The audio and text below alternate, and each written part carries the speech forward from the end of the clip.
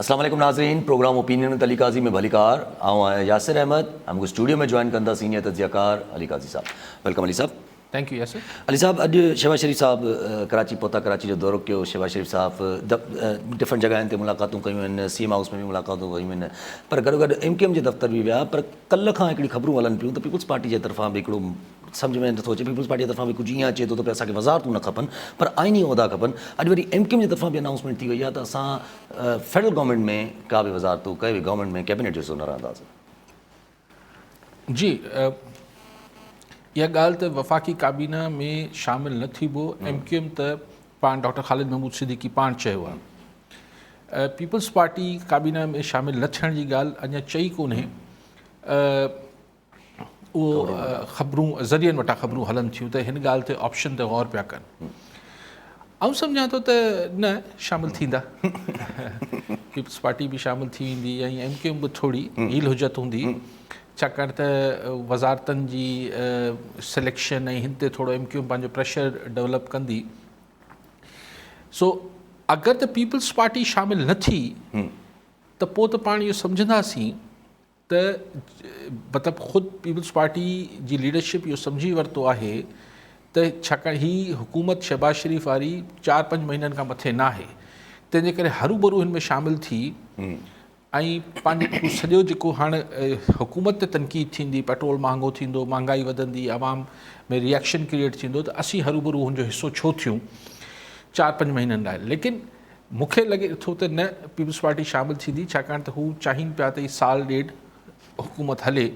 त साल ॾेढ अगरि फेडरल हुकूमत जा 3-4 वज़ारतूं, 5 वज़ारतूं, 6 या 7 जेको चवनि पिया उहे मिली वञनि पीपल्स पार्टी खे, त पीपल्स पार्टी छो न वठणु चाहींदी अगरि साल ॾेढ लाइ मिलनि थियूं। ऐं जॾहिं हुननि जो इहो बि जेको इरादो या शौक़ु आहे त बिलावल भुट्टो ज़रदारी साहब फॉरेन मिनिस्टर थियनि, त पीपल्स पार्टी जो त मूंखे हिकिड़ो ई रीज़न सम्झ में अचे थो त न अगरि शामिल थिया त उनजो सबबु इहो हूंदो त ज़रदारी साहब खे पक हूंदी त हुकूमत 3-4 महीननि खां मथे नथी हले। वॾो सिग्नल हूंदो त हीअ शहबाज शरीफ़ हुकूमत नथी हले। सो इन करे चांसिस घटि आहिनि त हू काबीना में न शामिल थियनि। मुंहिंजे ख़्याल में शामिल थी वेंदी पीपल्स पार्टी। MKM अगरि शामिल न थी, अगरि त हीअ रिवायती जेको हू प्रेशर टैक्टिक्स इस्तेमालु कनि था उहा न आहे ऐं हक़ीक़तनि बि शामिल न थी, त उनजो सिर्फ़ु हिकिड़ो कारण हूंदो त जेके कराची में PTI जी हिकिड़ी वरी इमरान ख़ान जी वधे पई पॉपुलैरिटी ऐं जेको MKM जे, छाकाणि त end of the day election में जॾहिं बि साल ॾेढ खां पोइ थिए थी या 6 महीननि खां पोइ थिए थी त मुक़ाबिलो त वरी बि MKM जो PTI सां आहे न। सो हू न चाहींदा त PTI शहबाज शरीफ़ जी सरकार जो मलबो जेको आहे MKM न चाहींदी त हू पंहिंजे कुल्हनि ते खणे। हू चवंदी जहिड़ी PTI अलॻि आहे हुकूमत, वफ़ाक़ी हुकूमत, तहिड़ा असीं बि अलॻि आहियूं, असीं छो शहबाज शरीफ़ हुकूमत जा ज़िम्मेवार असीं त कोन आहियूं। लेकिन मूंखे लॻे थो त शामिल थी वेंदा, किथे न किथे मञी वेंदा। ठीकु आहे, कॉलर सां गॾु आबिद हुसैन शेख लाड़काना मां। जी शेख साहब, छा चवणु चाहींदा? जी शेख साहब।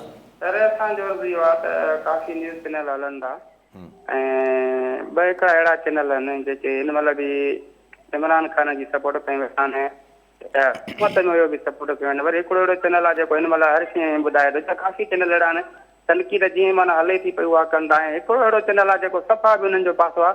आख़िरकार सर न्यूज़ वारा जा उहे त सर सिधादी था हलनि न, सभिनी जहिड़ी ख़बर हुजे ओड़ी पेश कनि, जा वधाए करे पेश कनि, इहो त सही न आहे न सर। ठीकु आहे साईं। न्यूज़ में सही असां वटि हीअ जर्नलिज़म जेका थिए थी माज़रत सां, सफ़ा मीडिया ग्रुप्स धुर थियो वेठा आहिनि। जीअं साईं शेख साहब जो हाणे सहाफ़त सां कुझु अचे न वञे, पर साईं बि लाड़काने में वेही सम्झी सघनि पिया त हीअ चैनल इमरान ख़ान जी धुर आहे, हीअ इमरान ख़ान जी अपोज़िशन जी धुर आहे। इहे छा थियो आहे चैनल्स खे? लेकिन बेसिकली थींदो इहो आहे त हिकिड़ो चैनल या हिकिड़ो ग्रुप जेको आहे उहो हिकिड़े दौरे हुकूमत में हुनखे काफ़ी उनजा मसइला मामलात हल थी वञनि था। वरी चयो त जीअं सियासी पार्टियूं बि कंदियूं आहिनि त हुकूमत में हूंदा आहिनि त थोरो पंहिंजे पाण खे सुखियो करे वठंदा आहिनि, वरी 3-4 साल अपोज़िशन में रहंदा आहिनि। त इहे चैनल्स बि शायदि पंहिंजे पाण खे हुकूमत ऐं अपोज़िशन करे वरितो आहे। हुकूमत में हुजनि था, हुकूमत सां गॾु जेको चैनल हुजे थो उहो पंहिंजे पाण खे 3-4-5 सालनि में सुखियो करे वठे थो, वरी चए थो ठीकु आहे 3-4 साल कुर्बानी था ॾियूं ऐं अपोज़िशन जो रोल प्ले। पर मीडिया जो कमु थोरी आहे, अजीबो ग़रीब ॻाल्हि आहे। लेकिन इहा बिदत जेका आहे इहो अमेरिकन चैनल फॉक्स शुरू कयो। जी हा, उहो बि ट्रम्प वारे त न हुनखां अॻु में रिगन वारे हू अॻु में जी हा, जी हा, जी हा, जी हा। फॉक्स जेको आहे हू कंज़र्वेटिव्स जो जी हा। चैनल मञियो वञे थो, जी हा, हू बिल्कुलु धुर थिए बीहंदो आहे, एंटी डेमोक्रेट्स बीहंदो आहे। पोइ इहा ॻाल्हि पोइ असांजे पाड़ेवारे मुल्क इंडिया में शुरू थी वई। पोइ इहा ॻाल्हि जेका आहे असांखे कुझु बर्तानिया जे मीडिया ग्रुप्स में नज़र आई, असां वटि बि माशाल्लाह आहे। लेकिन इहो जेके असां जेके हू आहियूं ओल्ड स्कूल ऑफ थॉट जा पुराणी सोच जा माण्हू, उन्हनि खे ॻाल्हि मज़ो नथी करे त यार मीडिया थी धुर की ठीकु आहे, माण्हू जी पसंदि नापसंदि हुजे थी, माण्हू जी हिकिड़ी थोरी घणी लाड़ा हुजनि था, लेकिन हीअ छा आहे सफ़ा धुर थियणु। जी हा, जी हा, जी हा। अच्छा, पर जेको अॼु MKM जे तरफ़ां जी ॻाल्हियूं अचनि थियूं त असां वज़ारत न खपे असांखे वफ़ाक़ी गवर्नमेंट में, उन्हनि जेका ॻाल्हि कई आहे त असांजे 27 नुकातनि जो असांजो एजेंडा आहे, उन ते अमल कराइणु ज़रूरी आहे। त MKM अगरि प्रेशर माना पोइ MKM छा थी चाहे त हू जेको पंहिंजो नुकातनि वारो प्रेशर आहे सिर्फ़ु उहो बरक़रार रखी वेठी हूंदी? MKM जे ॾिसो त अगरि सियासी पार्टी तौरु सोचे MKM त हुनजी हुनजो जेको टारगेट हुजणु खपे, उहो टारगेट हुजणु खपे त हीउ जेको 6 महीननि खां पोइ या 1.5 साल, ॾिसो न ईंदड़ इलेक्शन अक्टूबर 2022 खां अगस्त 2023 जे विच में किथे न किथे थियणा आहिनि। सो हाणे 6 महीननि में थियणा आहिनि या 1.5 साल में थियणा आहिनि, थियणा त आहिनि 1.25 साल में थियणा आहिनि। सो MKM जो असल टारगेट त इहो हुजणु खपे हूंदो, या एज़ अ सियासी पार्टी आऊं अगरि सम्झां त हुनजो हुजणु खपे त भई जेके MKM PTI खां सीटूं खसियूं आहिनि कराची मां, उहो वापसि रीगेन करे।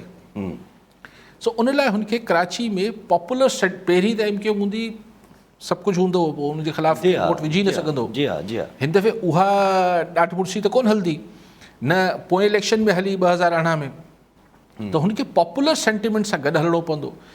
सो इन करे हू फेडरल हुकूमत जी महांगाई वारे मामलनि खां पंहिंजे पाण खे सोचींदी वञी त पासीरे रखूं, पर सिंध हुकूमत में थोरी सवाई वज़ारतूं वठूं त जीअं माण्हुनि जा लोकल कमु कराए सघूं, एडमिनिस्ट्रेटर बि पंहिंजो रखाए वठूं, गवर्नर हाउस में पंहिंजो माण्हू वेठो हुजे, भले गुॾो ई हुजे पर हिकिड़ो गवर्नर हाउस आहे, त कराची जे वोटरनि खे इहो फील थिए त न यार MKM पावर में आहे, कमु करे सघे थी, कमु कराए सघे थी, कमु बिगाड़े सघे थी। प्लस हू जेको आहे फेडरल हुकूमत जी कुर्बानी ॾेई वेठी आहे त भई उसूलनि ते हू कराची जे मुफ़ाद ऐं फलाणा ऐं अर्बन पॉलिटिक्स जेको लसानियत जी सियासत करे थी, उन में बि हू शहबाज शरीफ़ साम्हूं जेको आहे अड़िजी बीठल आहे। त मिक्स ऑफ टू पावर बि हथ में रखिजे, जेको कराची जे मसइला में कराची जे माण्हुनि जा कुझु मसइला हल कराए सघे, ऐं पॉपुलर सियासत बि गॾु कजे। जी हा, माना को फॉर्मूलो खणी था हलनि। कॉलर हिन सां गॾु अब्दुल अज़ीज़ सुमरो जैकबाबाद मां। जी सुमरो साहब, छा चवणु चाहींदा? वालेकुम सलाम। साईं, मुंहिंजो अली काज़ी साहब जन खां सवाल आहे त प्राइम मिनिस्टर साहब जन जेको पंहिंजो 10 बजे जे बजाए 8 बजे ऑफिस जो टाइम मुक़ररु कयो आहे, उनखे पाकिस्तान जी अवाम जेको आहे एप्रिशिएट करे थी, वेलकम करे थी। हाणे मुंहिंजो अर्ज़ु इहो आहे त हिन मुल्क में जॾहिं असांजो तपेदार जेको आहे पंहिंजो ऑफिस में न ईंदो आहे टाइम ते, त कामोरा असांजा जेके आहिनि उन्हनि खे साईं कीअं पाबंदि कंदो, इन में केतिरे हद ताईं कामयाबु ईंदो? ठीकु आहे साईं, ही शहबाज शरीफ़ साहब हो अॼु कंहिं आउं किथे वेठो हुउसि के सरकारी हुन में ई त उहो को वेठो के त इहे पढ़ी त 8 बजे टाइम चई, रमज़ान जा टाइम आहिनि, सरकारी टाइम न आहिनि। रमज़ान में शायदि 10 बैंकुनि में 10 खां 2:30 बजे हो, हाणे उनखे 8 खां 1 बजे करे छॾियो। त ॾिसी चई त हीउ कहिड़ो अनिल कपूर अची वियो आहे। खाली आहे फेडरल, अवल त सुमरो साहिबु ही को सूबाई हुकूमतनि ते लागू नथो थिए फ़ैसिलो, रमज़ान जा टाइमिंग आहिनि, 8 बजे घुराए वठो, छा फ़र्क़ु पए? माण्हुनि जा कमु जेतिरो सरकारी ऑफिसनि में थियणा आहिनि ओतिरा ई थींदा। जेतिरो माण्हू सरकारी शहबाज शरीफ़ साहब जे हुकुम जो पाबंद आहे, सिंध हुकूमत जो पाबंद आदत पियल आहे। अच्छा, जे अॻिते हलूं थोरो 16 अप्रैल ते चवनि था त माना वॾी इंपॉर्टेंट ॾींहुं साबित थियणु वञे थो पियो, जंहिंमें माना आहे रखियल आहे, जंहिंमें पंजाब जी इलेक्शन बि लाहौर हाई कोर्ट हुकुम ॾेई छॾियो आहे। डिप्टी स्पीकर दोस्त मोहम्मद वज़ारी जेको आहे उहो कंडक्ट कराईंदो, ऐं पंजाब में स्पीकर जेको CM शिप आहे हुनजी इलेक्शन कई वेंदी। गॾोगॾु 16 अप्रैल ते जेको आहे उहो नेशनल असेंबली में स्पीकर नेशनल असेंबली जेके इस्तीफ़ा ॾेई विया आहिनि उन्हनि जे लाइ नई इलेक्शन थींदी, ऐं डिप्टी स्पीकर जे ख़िलाफ़ु जेको vote of no confidence submit थियल आहे उनजो बि मुद्दो पूरो थींदो। सही आहे, सही थियणो आहे न। ॾिसो हाणे पंजाब में परवेज़ इलाही साहिबु हिकिड़ी अजाई ज़िद कयो बीठो आहे त हाणे पंजाब में केरु वोट ॾींदो परवेज़ इलाही साहिब खे? सो ज़ाहिर आहे उहो चीफ मिनिस्टर हाणे हमज़ा शरीफ़ ई आहे, हुते ब्यूरोक्रेसी, हुते सभु माण्हुनि जेको आहे हुनजा ऑर्डर मञणु बंदि करे छॾिया आहिनि, मतिलबु हाणे हमज़ा शहबाज़ जा ऑर्डर वठनि पिया, त उहो त चीफ मिनिस्टर थी वियो आहे न। हाणे भई हिकिड़ी फॉर्मेलिटी आहे वोट ऑफ कॉन्फिडेंस जी, हाणे परवेज़ इलाही साहब अञा आसरो लाइ वेठो आहे, जी अञा बादशाह आहिनि, एतिरो पुराणो खिलाड़ी थी, मतिलबु चौधरीअनि जेतिरी हिन क्राइसिस में जेतिरा ग़लति फ़ैसिला कया, जी हा, मतिलबु उहो कमाल थी वियो ऐं पाण में टुटी बि पिया। जी हा, चौधरी शुजात जा पुट हिननि सां पीपल्स पार्टी ऐं नवाज़ लीग सां बीठा आहिनि ऐं परवेज़ इलाही ॿिए पासे बीठो आहे। सो साबित इहो थियो त हिन गुजरात जे चौधरीअनि खे सदाईं जेको पोयां ॿुधायो वेंदो त हिन जा फ़ैसिला सही हूंदा, जॾहिं पंहिंजो अकुलु लड़ायूं जी हा, त ग़लति थी वियो। न त 70 सालनि जा ॿई शुजात साहब ऐं परवेज़ इलाही साहब आहिनि, लेकिन बहरहाल सो परवेज़ इलाही वारी चीफ मिनिस्ट्री वारी त 16 तारीख़ थी वेंदो, अगरि वरी को हाणे छा, हाणे कुझु बि न थींदो, मुंहिंजे ख़्याल ते हमज़ा शहबाज़ इलेक्ट थी वेंदो, क़ौमी असेंबली में बि ज़ाहिर आहे स्पीकर थी वेंदा अयाज़ सादिक़ साहब। हाणे जेको गेम थिए पई त डिप्टी स्पीकर जेको शेरशाह सूरी, माफ़ कजो कासिम सूरी जेको आहे, उहो जेको चाहिनि पिया त वेंदे वेंदे उहो जेके 100 जेके PTI जा 130 या 35 जेतिरा बि MNAs आहिनि उन्हनि जा इस्तीफ़ा मंज़ूर कराए वञे। उहा अॼु अयाज़ सादिक़ बि प्रेस कॉन्फ्रेंस चयो त अगरि असेंबली जे सेक्रेटरीट इहो अहिड़ो को ग़लति कमु कयो त सुप्रीम कोर्ट पहुची वेंदासीं, माना दाबा ॾिनई हुनखे। ॻाल्हि इहा आहे त ॾिसो, इस्तीफ़ा जी मूंखे कंहिं ॿुधायो पिए, इस्तीफ़ा जी जेको हिकिड़े सिंपल कानून आहे न, अगरि PTI वारनि जी वाकई में नियत आहे, जेतिरनि जी बि आहे, 135 में भला 100 जी त नियत हूंदी न, त सिंपल ॻाल्हि आहे, हिकिड़ो तरीक़ो हूंदो आहे त तव्हां फ्लोर ते बीहो असेंबली जे अंदरि, माइक ते चयो त आउं फलाणो इस्तीफ़ा ॾियां थो, उनखां पोइ तव्हांखे लिखत में बि इस्तीफ़ा ॾियण जी ज़रूरत न आहे। जी हा, ॿियो तरीक़ो इहो आहे त तव्हां इस्तीफ़ा ॾियो, पोइ स्पीकर तव्हांखे हिकिड़ो दफ़ो घुराईंदो, तव्हांखे भई तव्हां ॾियो था, ॾियो था, ख़तमु थी वई ॻाल्हि। भला 135 ॼणा वञी बीह रहनि उते, त भला बीठा आहियूं, इमरान ख़ान बि बीठो हुजे, शाह महमूद कुरैशी सभु बीठा हुजनि, चओ घुरायो असांखे, या सभु 10 करे घुराए वठो, नियत हुजे न। जी हा, अगरि नियत आहे इस्तीफ़ा ॾियण जी त सोलो आहे, बाक़ी हाणे ईअं त पाणे पाणे थी वञे। इहो वरी हिकिड़ो अजीब रूलिंग सूरी साहब जेको आहे, वरी हिकिड़ी जीअं पहिरीं रूलिंग अजीबो ग़रीब ॾिनई, ईअं अजीबो ग़रीब तरीक़े सां इस्तीफ़ा मंज़ूरु कंदो त उहो फबंदो ई कोन। ॻाल्हि एतिरी आहे, बाक़ी नयो स्पीकर बि क़ौमी असेंबली अची वेंदो ऐं हमज़ा शहबाज़ चीफ मिनिस्टर थी वेंदो, नयूं सॼो इहो सिस्टम सही वेंदो, अॻिते हली वेंदो जेको सिस्टम आहे। अच्छा, अॻिते हलो था पिया त सिंध में लोकल गवर्नमेंट जा वरी इलेक्शन जा ॾींहं अचणु शुरू थी विया आहिनि। सिंध में डेट बि अची वई, 26 जून ते चयो वञे त पहिरों फेज़ 14 ज़िलनि में इलेक्शन कराया वेंदा। हा, बाक़ी सम्झो त 2 महीना सवा 2 महीननि खां पोइ हाणे माण्हुनि खे तयारी वठणु खपे, छाकाणि त अॼु अप्रैल में पाण बीठा आहियूं, अधु अप्रैल थी वियो आहे ऐं 2 जून ते शायदि इलेक्शन आहे, 22 जून, ओके, त ॿ सवा 2 महीना।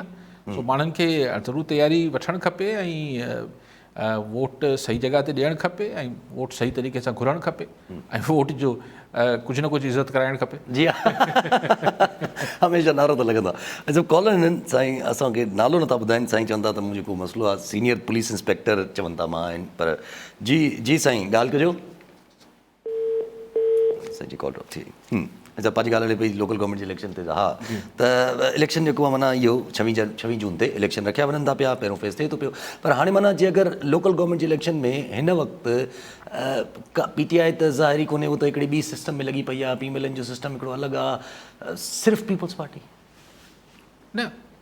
ॾिसो, लोकल बॉडीज़ सिंध में जेका थींदी उनमें कराची में जे हद ताईं PTI कुझु न कुझु त पंहिंजो पार्टिसिपेशन कंदी न, बाक़ी इंटीरियर सिंध में ही लोकल बॉडीज़ आहे न, हिन में को पार्टियूं न बि बीठियूं त बि लोकल लेवल ते काउंसलर ऐं लोकल लेवल ते माण्हू बीहंदा आहिनि, उन्हनि खे ज़रूरी थोरी आहे कि पार्टी जी ज़रूरत हुजे। लेकिन बहरहाल सिटिंग गवर्नमेंट खां लोकल बॉडीज़ जी इलेक्शन खटणु ॾुखी ज़रूरु हुजे थी ऐं हिन जो फेयर ऐं अनफेयर थियण जा मसाइल बि पंहिंजी जाइ ते हुजनि था, लेकिन आउं सम्झां थो त इलेक्शन त थींदी। इलेक्शन ॾिसो, माण्हू बीहंदा, हाणे पीपल्स पार्टी खां सवा माण्हू बीहंदा, पोइ भले पॉलिटिकल पार्टीज़ न हूंदा त इंडिपेंडेंट बीहंदा, इलेक्शन त थींदी। उन्हनि खे सपोर्ट करण वारो कोई नथो हुजे न वरी पोइ। सपोर्ट हाणे उहो ॾिसो न, इलाइक़े जो अगरि को चङो मुड़ुसु आहे, इलाइक़े में को मोज़ज़ माण्हू आहे को, लेकिन थियणु इहो ई खपे त हिन इलेक्शन्स में हीअ जेके घिटी पाड़े ऐं मोहल्ले जी ऐं ॻोठनि जी इलेक्शन आहे, हिन में कोशिशि कजे त जेके माण्हुनि खे मतिलबु ईअं मुंहिंजो ख़्यालु आहे त अहिड़ा माण्हू चूंडणु खपनि जिन्हनि जी का कारपत हुजे, हुननि जी साख हुजे, जिन्हनि ते इहा तव्हां एतबार करे सघो त हीअ नलका हिन खे मिलंदा 100 त हीअ पंहिंजे घर में कोन रखी या विकिणी न छॾींदो, जंहिंजी इहा साख ऐं कारपत हुजे त यार हिन खे अगरि 5 लख रुपया मिलंदा पेवर लॻाइण लाइ घिटियनि में त हीअ 5 लख रुपया खाई न वेंदो एटलीस्ट हिन लेवल ते। पर इते बि इहो थींदो आहे त भई यासिर सूमरो आहे, आउं बि सूमरो आहियां, त भई असांजो पंहिंजो आहे, बसि आयो आहे। हिन लेवल ते त घटि में घटि पार्टी जो आहे या न आहे, लेकिन ॻाल्हि इहा आहे त हेठि ग्रासरूट लेवल ते जॾहिं माण्हू आम माण्हू चए थो त यार करप्शन आहे करप्शन आहे करप्शन आहे, त घटि में घटि हिते चलो MP MLA लाइ त वॾा पैसा खपनि जी हा, ऐं वॾा मामलात खपनि, पर काउंसलर लाइ UC जी इलेक्शन लाइ घटि में घटि माण्हुनि खे पोइ हिते त कोशिशि करणु खपे त जेको आहे जंहिंजी मतिलबु रिटायर्ड मास्टर हुजनि था, रिटायर्ड माण्हू हुजनि था, पढ़िया लिखिया नौजवान हुजनि था, इन्हनि खे छो न चांस मिलणु खपे जंहिंजी ॾिसो पाड़े में हर कोई हिक ॿिए खे सुञाणे, त उते हुनखे ख़बर हूंदी आहे त हीउ यासिर आहे, हीउ अली आहे, हीउ ठीकु आहिनि, 2 नंबरी आहिनि, 1 नंबरी आहिनि, सभु ख़बर हूंदी आहे पाड़े वारनि खे। त बसि इहो चई करे छॾे ॾिजे यार हाणे यासिर त मूं जहिड़ो आहे, ऐं चवां यार यासिर त मूं जहिड़ो आहे, हिन खे छो वोट ॾियां, इहो न थियणु खपे। हिन लेवल ते एटलीस्ट हिकिड़ी कोशिशि त कजे त करप्शन जेको आहे उनखे ज़हन में रखी पोइ वोट ॾिजे। उहो ई कॉलर असां सां गॾु जी। साईं छा चवणु चाहींदा? जी साईं। हेलो जी जी। हेलो अस्सलाम वालेकुम। वालेकुम सलाम। सर आउं इंस्पेक्टर ॻाल्हायां थो, विदाउट नेम, नालो कोन ॿुधाईंदुसि साईं जन खे, पर जनाब ऑनरेबल काज़ी साहब खे रिक्वेस्ट कंदुसि। जी रिक्वेस्ट मुंहिंजी इहा आहे सर त असांजी DPC थी inspector to promote for DSP, जंहिंखे 20 ॾींहं थी विया आहिनि सर। जी उहा असांजी अञा समरी निकिती कोन्हे का। जनाब काज़ी साहब खे इहो अर्ज़ु कंदुसि, कंहिंजा 6 महीना रहनि था, कंहिंजो साल रहे थो, असां रिटायर थियण वारा बि आहियूं। इहे जेकॾहिं असां 17 में अची वियासीं त 5 रुपया मिलंदा, अॼु मरूं अलाए सुभाणे मरूं, इहे 5 रुपया बचनि खे मिलंदा। काज़ी साहब जेकॾहिं महिरबानी करे थो यादगिरी सां, काज़ी साहब जे यादगिरी ॾियारण सां असांजो कमु थी थो वञे त असांजा बच्चा जनाब मोहतरम अली काज़ी साहब जन खे दुआ कंदा। ठीकु आहे साईं। साईं बिल्कुलु, हाणे मूंखे ख़बर न आहे, तव्हां वज़ाहत न कई त जेका तव्हांजी DPC थी आहे त हाणे चीफ सेक्रेटरी वटि पई हूंदी या हिननि जे होम डिपार्टमेंट में हूंदी? समरी पोइ शायदि सो हाणे होम जो मिनिस्टर त चीफ मिनिस्टर साहिबु पाण। मुंहिंजी गुज़ारिश आहे, इल्तिजा आहे, बिल्कुलु हिकिड़ी जेतिरी आवाज़ में हिकिड़ी तकलीफ़ हुई इंस्पेक्टर साहिब जे, त भई अगरि वाकई में कंहिंजा 6 महीना साल रहियल आहिनि, अगरि प्रमोट थी वेंदा त पोइ रिटायर थींदा, त पोइ 17 में रिटायर थींदा, 17 में रिटायर थींदा त 4 पैसा पेंशन जा ॿियनि शयुनि जा बहितर मिलंदा। ऐं जॾहिं हुननि जो हक़ बि आहे ऐं तव्हां DPC करे छॾी आहे, त DPC खे पोइ मतिलबु हुनखे हाणे नोटिफाई कयो वञे न। अगरि हुनमें प्रमोट थी विया आहिनि, जीअं साईं बि प्रमोट थी वियो आहे, ॿिया जेके प्रमोट थी विया आहिनि जिन्हनि जी हू छा थींदा ACR ते सभु ठीकु आहिनि, त पोइ भला करे छॾिजे न। मुंहिंजी त गुज़ारिश आहे इंस्पेक्टर साहिबु, त अला करे त तव्हांजो मसइलो हल थिए ऐं तव्हांजे बचनि खे, तव्हांखे सभिनी खे लाइ बहितरी थिए। ठीकु आहे साहब। सभु शेख रशीद साहिबु अॼु ॻाल्हि साम्हूं रखी छॾी। हुन चयो त जेका स्टैब्लिशमेंट, मिलिट्री स्टैब्लिशमेंट ऐं PTI जे विच में जेके मिसअंडरस्टैंडिंग इहे ख़तमु थियणु खपनि। ऐं हुननि गॾोगॾु ॻाल्हि करे छॾी त हिन सरकार जी प्लैनिंग आहे, हे प्लैनिंग तहत थो हले, हे इलेक्शन डिले कराईंदा। ॾिसो इलेक्शन डिले जो छा मतिलबु आहे यार? ॾिसो हू छा गानो आहे यार, त अलाए छा पलक छपकते पर्दे पर मंज़र बदल जाता है। जी हाँ, अञा कल कलो की ॻाल्हि आहे। जी हाँ, 6 महीना पहिरीं जा शेख रशीद जा बयान कढो, एग्जैक्टली मुद्दो पूरो थींदो, जी हाँ, हीअं थींदो, हूं थींदो, इस्टेब्लिशमेंट गॾु बि ठल आहे, हीअ थियल आहे, हू थियल आहे। हा अॼु अच्छा, पोइ 6 महीना पोइ हिते हलो त साईं नवाज़ लीग वारा इस्टेब्लिशमेंट जे ख़िलाफ़ु हिकिड़ो बयानियो ठाहिनि पिया। साल पहिरीं चयो, हू साल 6 महीना साल नवाज़ लीग जेको आहे हू इस्टेब्लिशमेंट जे ख़िलाफ़ु बयानियो बि करे, पोइ हीअ मुल्क दुश्मनी आहे, इदारनि में ॾफेर पैदा कयो पियो वञे, फलाण पियो थिए, ढिमकाइण पियो थिए। ठीकु थियो। 6 महीना पहिरीं 8 महीना पहिरीं हलो नवाज़ लीग चई रही त न बाबा नो कॉन्फिडेंस छा थींदो आहे जी हा फौरी इलेक्शन जी हा जी हा जी हा अॼु इलेक्शन सुभाणे इलेक्शन ॾिसो उहे न एक पल में पर्दे पर मंज़र बदल जाता है सभु शयूं ऊंधियूं थी जी वियूं हा। अॼु PTI जा कारकुन ॿधजनि पिया जी हा। कहिड़े इल्ज़ाम हेठि त हू स्टैब्लिशमेंट खे डिफेम कनि पिया जी हा हा जी हा अॼु साॻियो कमु जेको नवाज़ लीग ते इल्ज़ाम हो त स्टैब्लिशमेंट जे ख़िलाफ़ हू कैंपेन हलाए पई अॼु PTI ते इल्ज़ाम आहे उनजा कारकुन ॿधजनि पिया अॼु शेख रशीद चए पियो साज़िश थिए पई त हीउ मुदो पूरो कंदा 1.5 साल यानी हुकूमत हलंदी जी हा ठीकु आहे अॼु शेख रशीद चए पियो त स्टैब्लिशमेंट ऐं PTI जे विच में जेको आहे उहो मिसअंडरस्टैंडिंग ग़लतफ़हमियूं दूरि थियणु खपनि beautiful country V live in यानी तव्हांखे एतिरी बोरियत नथी थिए जी हा छा थींदो आहे त हिकिड़ो ई तव्हां ड्रामो ॾिसो पिया ऐं हुन में कुझु बि न पियो बचे त माण्हू बोर थींदो आहे न सो एवरी 3-4 years असांखे हिकिड़ो नओं ड्रामो मिले थो नवाज़ शरीफ़ खटे आयो माण्हुनि चयो त भई हाणे त नवाज़ शरीफ़ पनामा जी हा। ऐं पनामा मां अकामा जी हा। ऐं नवाज़ शरीफ़ फारिग़ जी हा पोइ चयोसीं ही ॿाहिरि वियो ख़तमु थी वियो नवाज़ शरीफ़ जो दौर न रहियो फलाण थी वियो ढमकाण थी वियो नवाज़ शरीफ़ ईद खां पोइ वापसी सो चवण जो मक़सदु आहे त हिते पाण खे एतिरो एंटरटेनमेंट रहे थी जी हा जी हा जी हा हिन सॼी पॉलिटिकल जेको असां वटि हले थो सोप सीरियल आहे जंहिंमें ऐं अहिड़ी सफ़ा यू टर्न हुजनि था यानी सिर्फ़ु ट्रेजरी बेंचिस ते माण्हू न मटिबाइनि थॉट्स मटी था वञनि सोच नज़रिया सोचूं ख़्यालात बयानात सभु कुझु मटिजी वञे सब कुछ मिटी वञे कॉलर असां गॾु ख़ुदा बख़्श नुहाणी सेवण मां जी नुहाणी साहब छा चवणु चाहींदा जी जी मुंहिंजो सुवालु इहो आहे साईं अधिकारी साहिब खां जी त PTI जो मुस्तक़बिल तव्हां छा था ॾिसो छा हीअ पार्टी जे छा सूबाई पार्टी जीअं पीपल्स पार्टी आहे ईअं थी वेंदी या जेको आहे सो अॼु जेको जलसो थिए पियो त इहो जलसो छा सभई चैनल ॾेखारींदा ऐं ॿी जेको आहे हिन तकीर कई त मां को बसर या टमाटा जो अघु ॾिसी कोन आयोसि त छा हाणे ग़रीब जेको आहे सो हिन तकीर ॿुधण खां पोइ हिनखे वोट ॾींदो साईं त मुंहिंजो सुवालु ठीकु आहे साईं ॿियो बि कॉलर अनवर कलोई टंडो आदम मां जी कलोई साहब छा चवणु चाहींदा हा साईं मुंहिंजो सुवालु आहे काज़ी साहब सां त हीउ जेको हींअर इलेक्शन जो ऐलान थियो आहे बलदियात इलेक्शन जो ही जॾहिं बलदियात इलेक्शन थींदा आहिनि त हिते देहूं चेंज थी वेंदियूं आहिनि हू यूसी हुन देह जी यूसी कटे हुन यूसी में वेंदा हुतां देह कटे हुन यूसी में वेंदा ऐं असां वटि बि इहो मसइलो थियो आहे असीं इन जे लाइ हींअर कोर्टनि में आहियूं ऐं मथां वरी गवर्नमेंट ऐलान करे छॾियो आहे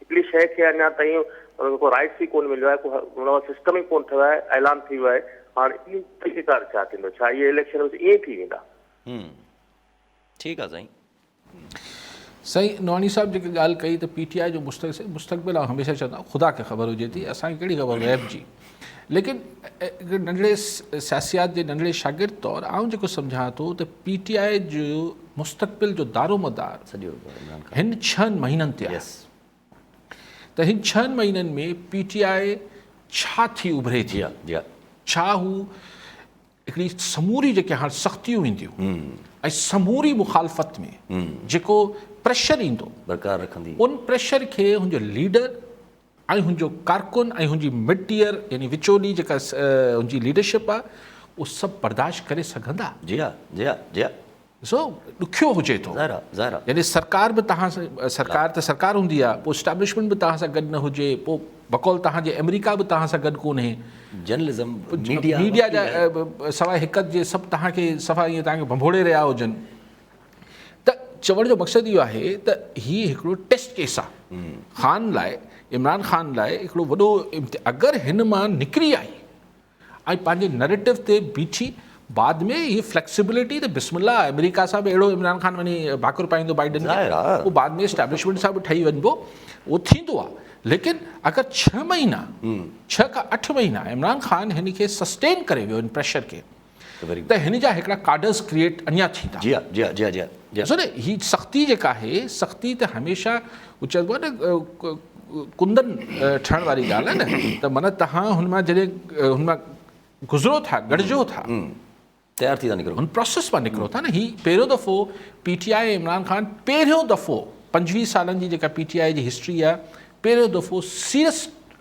ट्रबल मां निकिरंदी पेशावर में ॾिसूं छा थो थिए, जलसो कीअं थो थिए। सरकारी टीवी न ॾेखारींदी, तव्हांखे हाणे प्राइवेट टीवी ॾिसणा पवंदा नवाणी साहब। उहो बि जेके ॾेखारनि उहो न ॾेखारींदा, ॾेखारणु अगरि छो न ॾेखारणु खपे। ॿी ॻाल्हि जेका आहे, पोइ हीउ जेको कराची वारो जलसो आहे हीउ तमामु इम्पोर्टेंट अथनि। उहो संडे बदिरां सैटरडे ते थींदो। पोइ लाहौर में जेको जलसो लास्ट चवनि था मीनारे पाकिस्तान ते कनि पिया, जिते चवनि था त वरी हिकिड़ी ऐं बकौल शेख रशीद साहिब जे पहिरीं PTI वारा चवनि पिया सरप्राइज़ मिलंदी। अॼु शेख रशीद पहिरीं सरप्राइज़ तोड़े छॾी त हू इस्लामाबाद अचण जो सॾु ॾींदो।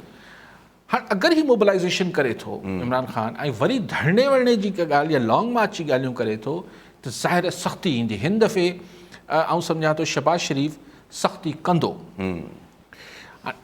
अच्छा, इलेक्शन कमीशन में जेको हू आहे फॉरेन फंडिंग वारो केस आहे, उहो तलवार लटकियल आहे PTI ते। सो ही इज़ इन ट्रबल। मतिलबु ईअं न आहे त सुखियो हलंदो किसो, पर अगरि हिन में टुटी पियो, हिन में अगरि दॿिजी वियो त बसि पोइ मिड़ी ख़ैर थी वेंदी। पर अगरि निकिरी आयो हिन प्रोसेस मां त बहरहाल IK जेको आहे हू पोइ हिन एज़ अ पॉलिटिकल पार्टी ऐं PTI जो बहरहाल फ्यूचर रहंदो। अनवर कलोई साहब पुछियो त UCs जेके आहिनि उहे हेॾे करे छॾींदा आहिनि, होॾे करे छॾींदा आहिनि। हाणे डिलिमिटेशंस जो इशू आहे, मुंहिंजे ख़्याल इलेक्शन कमीशन खे ॾिठो हूंदो, पर हाणे UC अलाए कहिड़ी आहे जे कलोई में हिते टंडे आदम ॾे आहे। पर साईं तव्हां पुछियो त ईअं ई थींदी, हा साईं ईअं ई थी। पर तव्हां चओ था अदालत में हले पियो, त अगरि अदालत स्टे ॾेई छॾींदी त मुंहिंजे ख़्याल पोइ इलेक्शन नथी थी सघे हुन UC ते।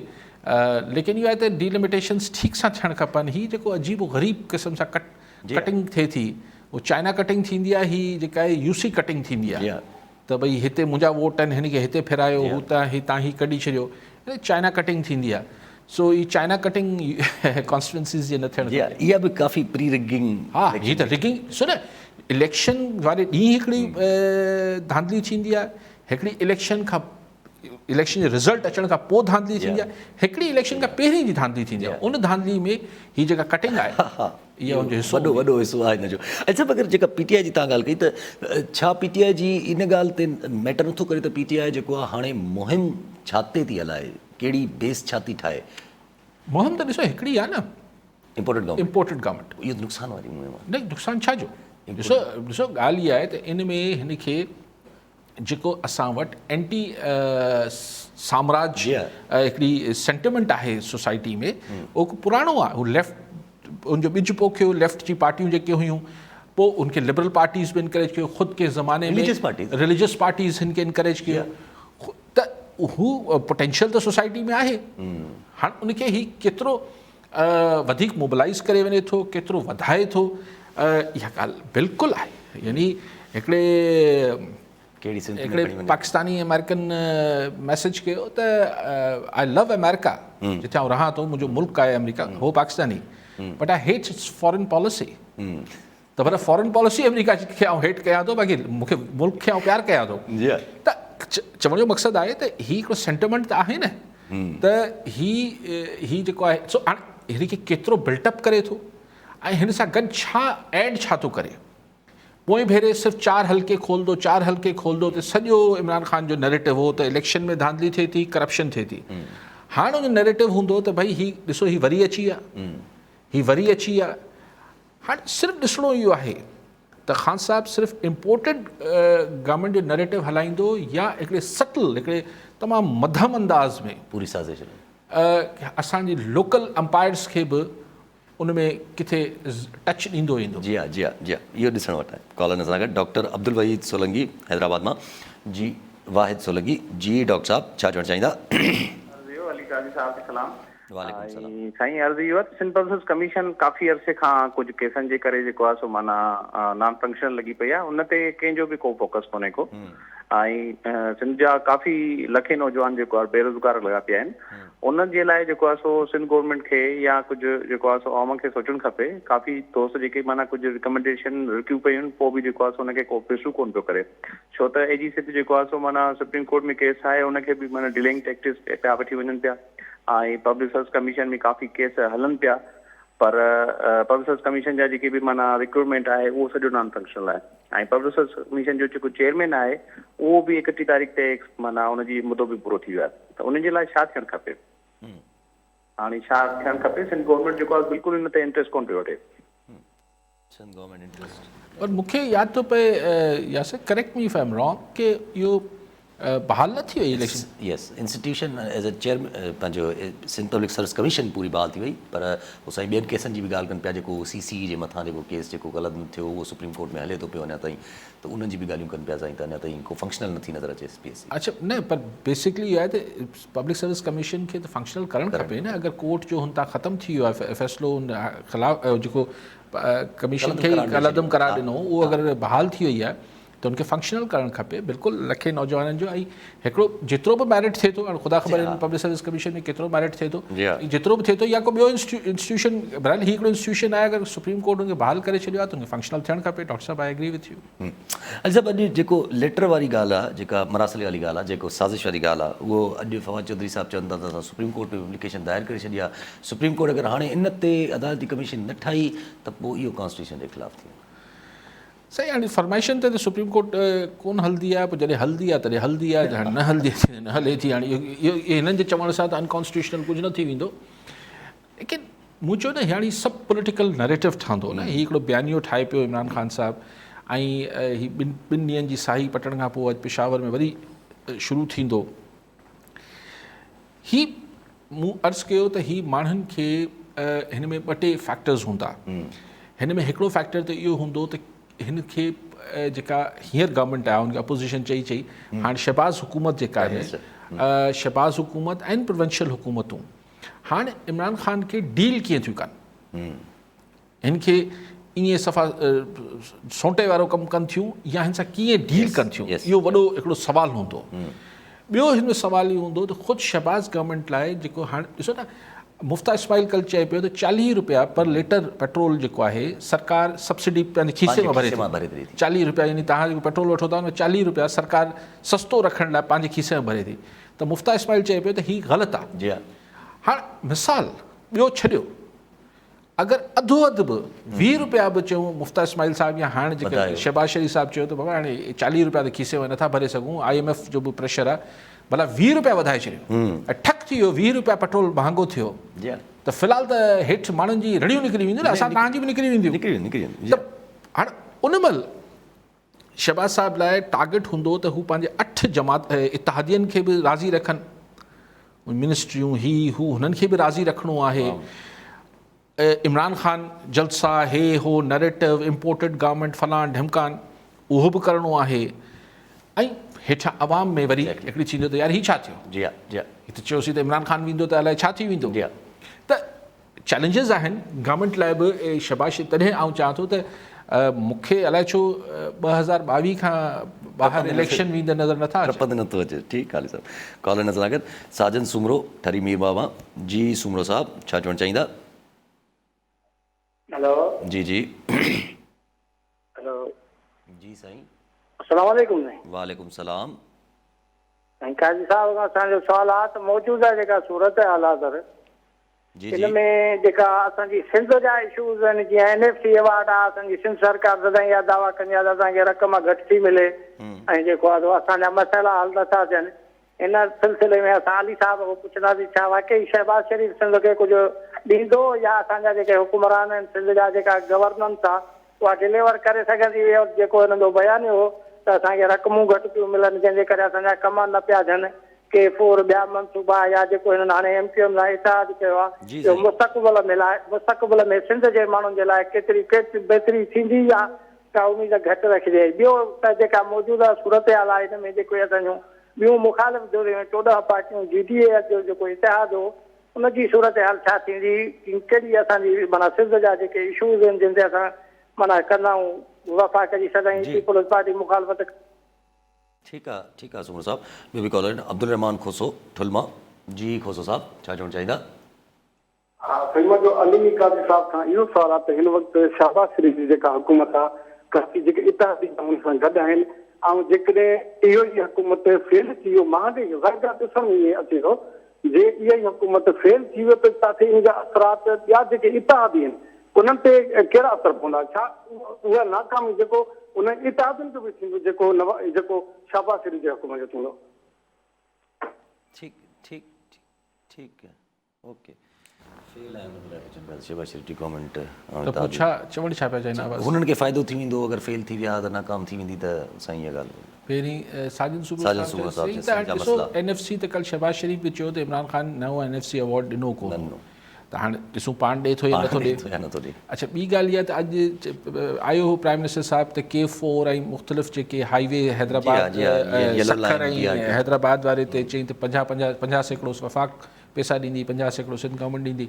हाणे एटलीस्ट वफ़ाक़ ऐं सिंध जे अंदरि हिकिड़ी वर्किंग रिलेशन आहे गवर्नमेंट्स जी, पोइ भेरे त ज़ीरो वर्किंग रिलेशन हुई, त रखिजे उमेद। बाक़ी जेके वॾा सिंध जा इशूज़ आहिनि उहो पंहिंजी जाइ ते रहंदा, उनजो हिन सां को तालुक़ु कोन्हे। साजन साहिबु मूंखे नथो नज़र अचे थो उन में को चाड़ो थींदो। बाक़ी हाणे फेल थी वई जे मफ़रूज़े ते खोसो साहिबु फेल थींदी या न थींदी, ऐं फेल थी त पोइ उन्हनि खे केतिरो? ॾिसो साईं, फेल ऐं कामयाब खे छा में असां वटि पैमानो छा आहे? खोसो साहिबु इहो बि त पहिरीं तइ करे वठूं न त आख़िर कंहिं हुकूमत जो फेल थियणु, नाकाम थियणु ऐं कामयाब थियण जो पैमानो छा आहे? छा असां वटि पैमानो इहो आहे 5 साल पूरा कई त कामयाब थी वई, ऐं अगरि न कई त नाकाम थी वई? इमरान ख़ान जे 3.5 सालनि जी हुकूमत हुई न मिसाल हुई। हाणे छा हुनखे पैमानो कीअं ॿधूं अथव, कामयाब हुकूमत हुई या नाकाम हुकूमत हुई? सो शहबाज शरीफ़ जी हुकूमत, अगरि तव्हां इहो चवणु चाहियो था या पुछणु या राय रखणु चाहियो पिया त छा ही 1.5 साल, हाणे 1.5 साल आहे, 1.25 साल आहे, ऐं 1.5 साल चवां पियो, 1.25 साल हुकूमत जो बचियो आहे, इहा 1.25 साल हुकूमत हलंदी या न हलंदी? सही ॾिसो, हींअर हिकिड़ी सिचुएशन इहा आहे त हींअर असांजे मुल्क में थोरो मुख़्तसर थोरो जल्दी में ॻाल्हाए वठां त असांजे मुल्क में हुकूमतनि जी तब्दीली 99% हुननि जे अफ़ालनि जे करे न वेंदी आहे। उन में या असांजे लोकल अंपायर्स जो मामिलो हूंदो आहे या इंटरनेशनल अंपायर्स जो मामिलो हूंदो आहे। माज़ी में इंटरनेशनल जो बि हूंदो, हाणे घणे भाङे असांजे लोकल मामलात हुजनि था। असांजी इस्टेब्लिशमेंट चए थी असीं न्यूट्रल आहियूं, ऐं जेतिरो हींअर नवाज़ लीग पहिरीं एंटी इस्टेब्लिशमेंट हिकिड़ो पूरो नैरेटिव रखियो वेठी, हाणे मूंखे लॻे थो PTI बि कंहिं न कंहिं सुर में, मथे सुर में या विचोले या हेठि सुर में उहो ई नैरेटिव मेंटेन कंदी। त मुंहिंजे ख़्याल आहे त ही न्यूट्रल ही थोरो घणो रहणो पवंदो या रहणो पवंदो, ग़लति लफ़्ज़ पियो चवां, लॻे थो त रहंदी इस्टेब्लिशमेंट न्यूट्रल जी। उन खां पोइ जेको आहे उहो नवंबर में वरी ज़ाहिर आहे नए चीफ जी मुक़ररी अची वेंदी, इस्टेब्लिशमेंट हेड जी, उहो 5-6 महीना। सो ही साल खनि मूं कल्ह बि गुज़ारिश कई पई त शहबाज़ गवर्नमेंट वटि अगरि जेको बि कंदी हुनमें हुनजा जेके पॉलिटिकली करेक्ट हूंदी त 1.25 साल कढी वठंदी। ही हाणे हिननि खे जीअं मुंहिंजो चौधरीनि खे बि, गुजरात वारनि खे हाणे पंहिंजी अकुल आर फ़ैसिला करणा पवनि था। MQM खे बि कल्ह ताईं हिननि खे ॿुधायो वेंदो त आप ये कर लें, ठीक हो जाएगा, इहो ठीक थी वेंदो। हाणे मसइलो आहे त पाण फ़ैसिला करणा आहिनि। सो ॾिसूं त फ़ैसिला हिननि जा कीअं था बीहनि। शहबाज़ हुकूमत वटि इंटरफेरेंस जेका आहे उहो न हुजण जे बराबरि हूंदी हिन साल खनि में एटलीस्ट। लेकिन जेको मतिलबु हिकिड़ी जेका हिननि जी केमिस्ट्री आहे पॉलिटिकल पार्टीज़ जी असांजे मुल्क जी, जेका तारीख़ आहे उन मां मूंखे इहो मतिलबु उनखे अगरि पाण मद्देनज़र रखूं त पोइ मूंखे लॻे थो त 2022 में घणे भाङे इलेक्शन थी वेंदा, आम इलेक्शन थी वेंदा। अच्छा, डॉक्टर हिकिड़ो इशू रखी वठूं त जाम करीम ऐं जाम उवैस जा नाला जेके आहिनि उहे कढिया विया केस मां। बसि साईं, हाणे हीउ बि हिकिड़ो किस्सा पारीना थी वियो, उनजी बेवा अची चई छॾियो त भई हाणे उठावा थी वियो अथनि, छा कजे। मूं चयो त हिन सोसाइटी में ॻाल्हि इहा हूंदी, कंहिं वक़्तु में चयो वेंदो त कंहिंजे लाइ केरु आवाज़ु नथो उथारे। हाणे हीउ अहिड़ा को खोड़ मिसाल, पर हीउ बि जेको हो नाज़िम जोखी वारो त सॼे मुल्क मां आवाज़ु उथियो, पर ज़ाहिर आहे ग्राउंड रियलिटी आहे की रोज़ वञी केरु सम्झाईंदो हूंदो हुन बेवा खे, हुनजे माइटनि खे त बाबा हे कोटनि में आहे, 10 साल हलंदो, 15 साल हलंदो, 50 साल हलंदो, पोइ हीउ थी वेंदो, हू थी वेंदो। बदकिस्मती आहे ऐं ट्रेजिक आहे ऐं ॾुखाईंदड़ आहे। ऐं कंहिंजे हिन केरु आज़ादु थिए थो नथो थिए, मां हुन ॻाल्हि ते न, लेकिन ॻाल्हि इहा आहे त हीउ जेको असां वटि हिकिड़ो इंसाफ़ जो सॼो सिरिश्तो आहे, अलाह करे कॾहिं को आला अदलिया हुनजो सूओ मोटो वठे, पाण वठे ऐं पाण ॾिसी वठे। ठीकु आहे सभु, वरी महिरबानी सभु नाज़रीन, अॼु जे प्रोग्राम जो पूरो थियो, वरी मिलंदा ईंदड़ प्रोग्राम में। दुआ में।